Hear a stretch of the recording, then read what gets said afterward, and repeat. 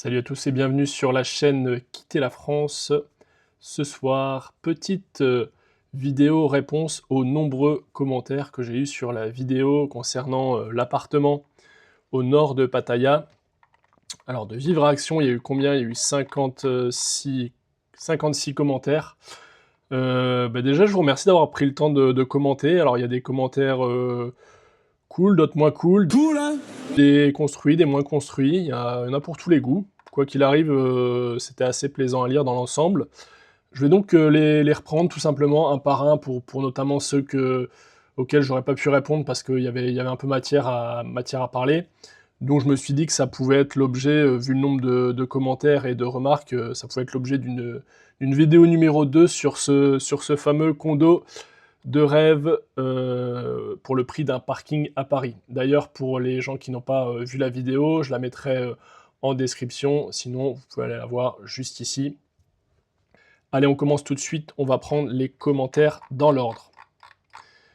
Alors, j'ai un premier commentaire de Mange mon slip, super pseudo, Mange mon slip, qui dit qui donne un petit conseil pour ceux qui voudraient acheter ce genre d'appartement dans les étages les plus hauts. Il soulignait le fait que la chaleur a tendance à monter, et donc il était possible qu'il fasse plus chaud dans les appartements en hauteur. Alors je sais pas si c'est exactement ça qu'il voulait dire. Moi je pense que ce qu'il voulait dire, c'est que, effectivement quand on est sur un top floor, donc l'étage le plus haut de l'immeuble, on est sous les toits et quand le soleil tape, on est aux premières loges pour récupérer la chaleur, donc un petit peu comme en France quand on vit dans des combles.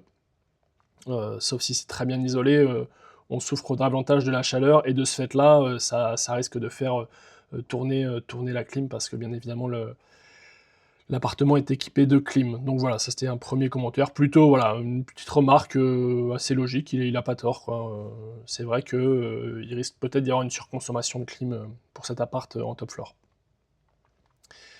Ensuite, j'ai Asben624 qui me met: «Possible pour un étranger d'être locataire d'un terrain pour une durée de 30 ans avec un droit enregistré au Land Department et ne pourrait être annulé sans l'accord des 2 parties». Bon là, en tout cas, il parle de terrain, donc ici, on est sur un appartement, donc bon, on n'est pas sur ce sujet-là. Maintenant, à creuser, voilà, je sais pas si lui, il a déjà acheté, quelque chose en Thaïlande ou pas, mais bon, si jamais il voit cette vidéo et qu'il souhaite le faire, il peut de nouveau commenter pour nous en dire un petit peu plus sur peut-être les projets qu'il a menés à terme en Thaïlande, je sais pas.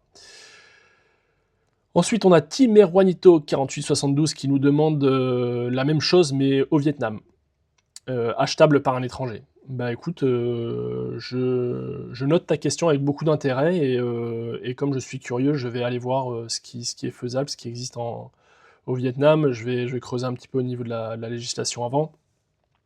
Même si, voilà, j'ai eu pas mal de remarques sur des imprécisions de ma vidéo et bon, j'en parlerai ensuite. Le but de cette vidéo-là, c'était de donner une première impression. Moi, je commence à me renseigner sérieusement sur où aller vivre, qu'est-ce qu'on peut acheter, qu'est-ce qu'on peut ne pas acheter. Voilà, c'est pour vous donner vraiment ce que j'ai trouvé un peu en live. J'ai regardé un petit peu, ça me paraissait sympa, le prix était chouette. C'est pour inspirer les gens, c'est pas, je suis pas agent immobilier, hein. Il y a quelqu'un qui disait: «Tu pas à se prendre pour un agent immobilier», ou comme ça. Non, je suis pas agent immobilier, je ne prétends pas l'être. Je fais de l'immobilier en France, j'ai plusieurs biens immobiliers en France, donc je fais de l'investissement locatif, donc je sais comment ça fonctionne en France, et donc je suis curieux sur l'éventualité de pouvoir peut-être acheter quelque chose là-bas, pour ne pas payer le loyer et si ça me plaît bien et surtout que le ticket d'entrée est relativement, peu élevé. Ensuite, nous avons, Blue Thailand, donc qui nous dit que c'est cher pour la surface. Bah, écoute, Blue Thailand, a priori, tu dois être en Thaïlande vu ton pseudo, ou alors tu dois être fan de Thaïlande ou enfin, tu dois t'y connaître. Je serais super content si tu pouvais m'envoyer des annonces de biens, qui présentent ces prestations, proches de quand même de villes avec, un minimum d'activité. Écoute, je suis hyper preneur, donc tu as l'air calé, envoie-moi soit sur, l'adresse mail que je mettrai dans la description de la vidéo ou tu peux me mettre en commentaire, voilà, si tu as des choses à proposer, ça m'intéresse beaucoup, ne serait-ce que pour étudier, pour voir un peu, ce qui peut exister, je te remercie d'avance. Donc tu nous dis, que j'occulte d'autres aspects. Pas de parking. Effectivement, dans l'annonce, a priori, il y a pas de parking. Si tu veux un parking, bah, écoute, tu peux en acheter un à Paris pour le même prix, enfin, tu auras que le parking. Par contre, là, tu as un parking, mais il y aura que ça. La salle de sport est ridicule, bah, ça, c'est encore une fois, c'est hyper subjectif. Alors, pas de bol, je suis, aussi, je suis coach sportif, en fait. Je suis éducateur sportif, j'ai passé un BPGEPS et voilà, et je peux te garantir qu'avec, seulement ce qu'il y a dans la salle, je te mets en PLS, quand tu veux. Donc non, la salle de sport n'est pas ridicule. Alors certes, en surface, elle est peut-être ridicule, mais il y a déjà bien de quoi s'amuser à l'intérieur. Donc je suis pas d'accord. Quid de l'état général de l'immeuble? Beh, comme je l'ai dit dans la suite de la vidéo, si tu l'as regardé jusqu'au bout, en fait, je suis allé voir sur Booking pour avoir les avis des gens qui ont fréquenté ce bâtiment. Pas forcément dans cet appartement-là, mais dans d'autres appartements et de manière générale, voilà, les gens sont très satisfaits du bâtiment, donc on peut en conclure que, voilà, que l'état, général est quand même plutôt bon. Même si, je ne suis pas allé sur place, à moins que si tu me payes le billet, je veux bien y aller, hein, pas de souci. Quid du montant annuel des charges annuelles pour le juristique? Bonne remarque, la demande est en cours, j'ai pas encore eu la réponse, donc dès que je le saurai, je vous en ferai part. L'impôt sur le revenu appliqué sur les fonds transférés en Thaïlande pour acheter. A priori, si tu n'es pas encore résident fiscal thaïlandais et que tu ramènes des fonds en fin d'année avant d'être au 1er janvier dans l'année suivante en Thaïlande, tu ne seras pas imposé sur les fonds ramenés en Thaïlande. Donc tu peux ramener une grosse somme d'argent et tant que tu n'es pas encore résident fiscal thaïlandais. Donc ça te permet d'acheter un appartement, par exemple. Quid de l'impôt sur les revenus locatifs si vous louez? Ok. L'impôt sur les encore une fois, tout dépend de ta résidence fiscale, donc ça, c'est une question qui est relativement large, mais tout dépend de ta résidence fiscale. Encore une fois, moi, je présentais cet appartement, la démarche première, c'est se dire: «Je m'achète quelque chose sur place pour y vivre». Le mettre en location, c'est, on va pas dire que c'est du bonus, mais ça peut être une solution temporaire en attendant de pouvoir vraiment, quitter la France, de se dire: «Bah, plutôt que de payer ça à fond perdu, je le mets en location pour rentabiliser un minimum». Donc voilà, mais c'était pas l'intention première, c'était pas se dire, «Je vais acheter, je vais faire de la renta, sur ce bien», c'était plutôt me dire: «Bon, j'achète une petite résidence principale sur place». Difficulté à louer, ça, bah, écoute, très honnêtement, je n'en sais rien. Je n'ai pas de bien en Thaïlande, donc je pourrais pas te dire. Maintenant, voilà, je suis quand même pas mal de personnes qui y sont. Je suis pas mal de personnes qui sont localisées en Thaïlande et dont certaines ont acheté des biens pour mettre à la location. Ils ont pas de soucis particuliers. Maintenant, encore une fois, je répète que, ma vidéo avait pour but de présenter quelque chose qu'on peut acheter pour y vivre. Donc bon, à la rigueur, si c'est difficile de louer ou pas, peu importe, quoi. La perte énorme à la revente. Bah, oui, mais encore une fois, par exemple, si on met 30 000 € dans un appartement, on y vit, allez, 20 ans, donc faites le calcul, 30 000 divisé par 20, donc ça fait, chaque année, ça vous fait, 1 500 €. Donc 1 500 €, ça fait, allez, 125 € par mois. Donc même s'il vaut 0 au bout de 20 ans, ça vous aura coûté 125 € par mois pour avoir votre appart. Donc bon, à la rigueur, on s'en fout un petit peu, quoi. Mais ouais, pourquoi pas? Pourquoi pas la perte énorme à la revente? L'énorme perte en cas de décès et d'héritage par un étranger, l'achat d'un condo. Alors là, en cas de succession, par contre, je me suis pas posé la question, je me suis pas penché dessus, donc je sais pas si ce que tu affirmes est vrai ou pas. Pareil, bénéfice du doute, à creuser. L'achat d'un condo, c'est la fausse bonne idée et le mauvais conseil à donner. N'achetez pas en Thaïlande, louez. Bah, ça, c'est encore une fois, je pense ça c'est vraiment au cas par cas. Tu peux pas donner des vérités comme ça, qui s'appliquent à tout le monde. C'est un peu comme si tu disais: «En France, faut pas acheter, faut louer». Oui, pourquoi? Pour quelle personne? Célibataire, en couple, dans quelle ville? Est-ce que la personne travaille en France? Est-ce qu'elle vit un peu à l'étranger? Enfin, tu peux pas, ben, voilà, les grandes vérités comme ça, je pense qu'il faut vraiment faire attention.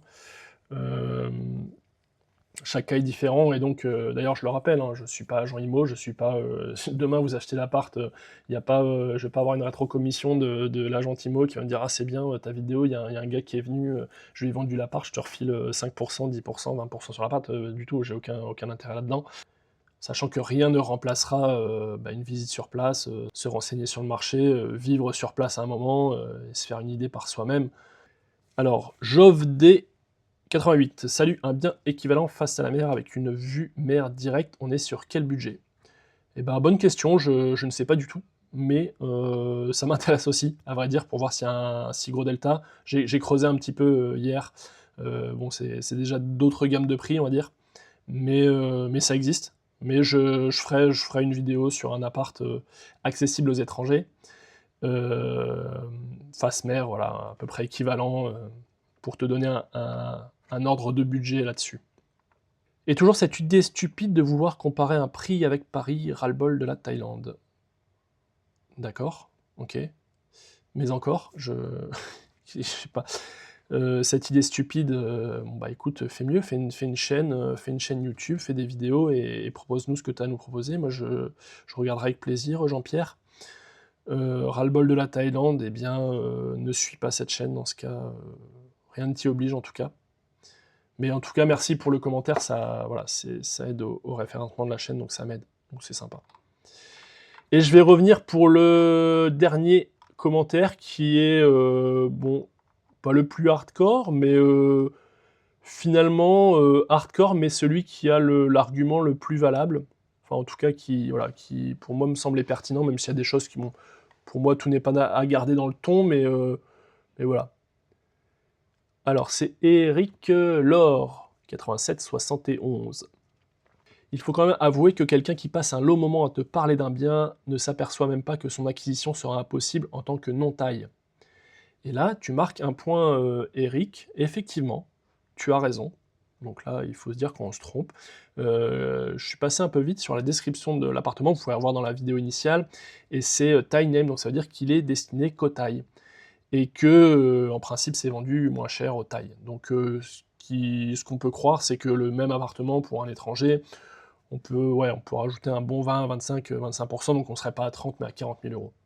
Mais bon, même à 40 000 €, je pense que ça reste quand même relativement sympa, compte tenu de ce qui est proposé. Comment faire perdre son temps à un maximum de personnes, tout simplement parce qu'on ne maîtrise pas du tout son sujet? Ben, je sais pas, j'ai eu de très, très bons retours sur cette vidéo, ça a plu aux gens, même si, bon, effectivement, il y a petite erreur sur le fait que cet appart est achetable par des étrangers. Ça a pu ouvrir les yeux aux gens sur le fait que, bah, il y a possibilité d'acheter des choses, hors de France, à des prix quand même sympas, avec des prestations sympas, donc moi, c'est pas l'avis que j'en ai. Alors si je t'ai fait perdre ton temps, je suis navré, mais en même temps, tu as pris le temps de me faire une méga réponse, donc c'est que tu dois avoir quand même un peu de temps aussi à dédier aux commentaires, donc mais en tout cas, ça me fait plaisir que tu aies pris le temps de le faire. Il aurait été important de signaler, et ce, afin de ne pas mettre dans la mouise les néophytes, qu'à Pattaya et environ, on a surconstruit, l'offre est donc supérieure à la demande. Alors, d'accord avec lui, bien évidemment, alors je le rappelle parce qu'a priori c'est pas clair pour tout le monde, je vous dis pas, faut acheter à tout prix cet appartement-là, hein, parce qu'il y en aura plus demain et surtout n'achetez pas à distance sans vous être déplacé, sans avoir visité, sans avoir un peu senti l'atmosphère, dans le pays où vous arrivez, compris comment ça fonctionnait et cetera et cetera.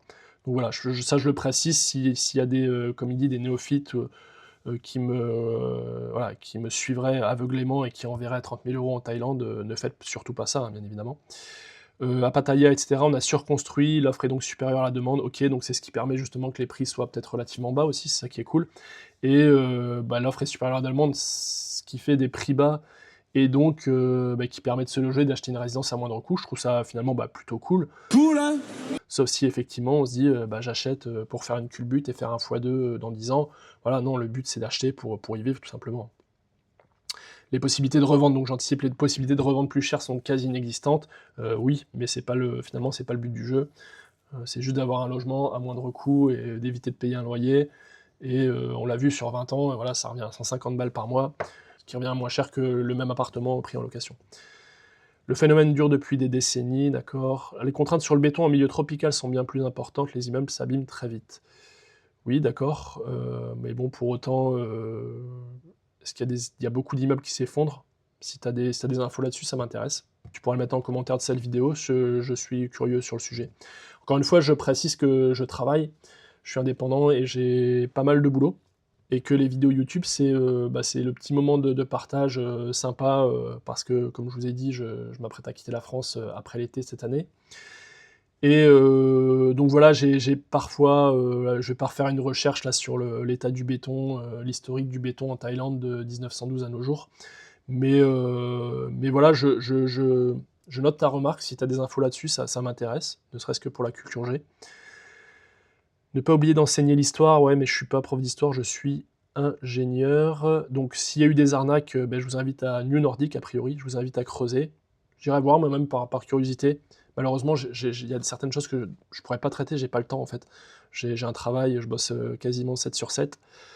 Donc voilà, plus, les vidéos à tourner, plus les montages, ça me prend un petit peu de temps et voilà, je dors pas beaucoup. Mais c'est mon problème, chacun sa merde.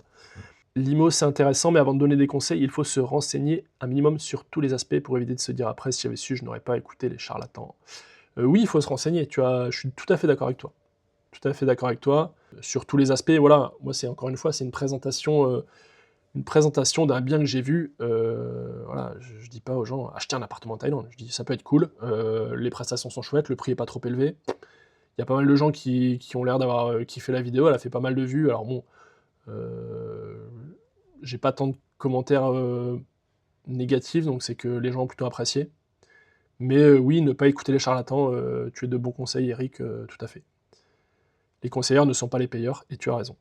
En tout dernier lieu, les loyers étant si bas en Thaïlande à cause de l'abondance d'offres, on peut se poser la question de la pertinence d'un achat, tout en sachant les favoritismes que fait la loi concernant les tailles, blablabla.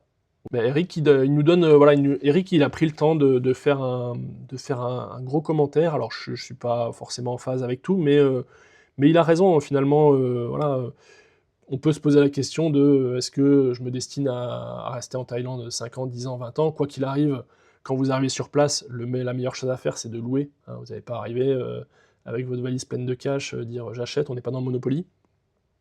Après, si vous voulez faire, si ça vous chante, vous le faites, hein. Mais ne serait-ce que pour étudier le marché, voir comment ça se passe, les tarifs et cetera et pas se faire entuber. La personne qui se dit: «Bah, moi, je suis parti, je vais rester là 20-25 ans, pourquoi ne pas acheter finalement?» C'est pas forcément, déconnant selon moi. Encore une fois, faites vos recherches, faites-vous votre propre idée, hein, en connaissance de cause. Bref, sujet traité bien superficiellement et donc risqué à prendre au pied de la lettre. Mais, à aucun moment je demande aux gens de prendre ça au pied de la lettre, hein. C'est juste la présentation d'un bien que j'ai trouvé et je trouvais sympa de le partager, à tout le monde. Donc le sujet est traité superficiellement. Oui, j'ai pas fait un PowerPoint de 1 h 30 sur, l'état, de l'immobilier en Thaïlande. Je dis juste que j'ai trouvé ça, que ça me paraissait sympa. Effectivement, il y a l'histoire du fait que c'est pas accessible aux étrangers et ça, bon, ça j'ai pris bonne note et tu as raison. Mais voilà, c'était juste une présentation sans prétention. Il conviendra évidemment de faire une recherche approfondie si vous voulez acheter un bien en Thaïlande. Enfin ça me semble relativement logique. J'aurais peut-être dû, insister davantage là-dessus. Je le ferai, à l'avenir sur les prochaines vidéos de biens immobiliers. Chaque situation personnelle étant différente et tu as bien raison, Eric. Alors oui, on trouve pas ces il faut bien se dire que: «Waouh, on trouve pas ces prix en France». Eh bien oui, il y a une bonne raison à ça. Je suis d'accord, peut-être, mais en France, il y a aussi pas mal d'autres soucis, quoi, en fait. Je sais pas si tu fais de l'investissement immobilier en France, Eric, mais voilà, il y a des risques d'impayés, il y a, une protection du locataire qui, bah, même si tu es dans la merde et que tu arrives plus à payer tes crédits, bah, le gars, tu peux pas le dégager comme ça, même si tu es dans la merde jusqu'au cou. Donc voilà, donc oui, la France, c'est plus cher, mais c'est plus cher en soucis aussi. Donc finalement, est-ce que, investir en France ou en Thaïlande sans compter l'imposition, confiscatoire de l'immobilier en France qui est de pire en pire. Mais oui, bah, finalement, sans parler que de la Thaïlande, hein, l'immobilier en France, ça commence à être de moins en moins intéressant. Donc pourquoi pas la Thaïlande. C'est tout pour moi pour aujourd'hui. N'hésitez pas à me dire en commentaire si vous souhaitez que je continue à faire des petites études comme ça, attention sans prétention, hein, je suis pas agent immobilier, des petites études de biens que j'aurais trouvées, à droite à gauche, que ce soit en Thaïlande ou ailleurs. Vous pouvez me mettre, éventuellement les pays qui vous intéresseraient en commentaire et même les villes si vous avez des idées. Je me pencherai là-dessus et je tenterai de vous répondre en vidéo. Je vous invite à vous abonner à la chaîne si ce n'est pas déjà fait, à activer les notifications. En attendant, je vous souhaite une très bonne soirée et je vous dis à bientôt sur la chaîne Quitter la France. Vive la République et vive la France.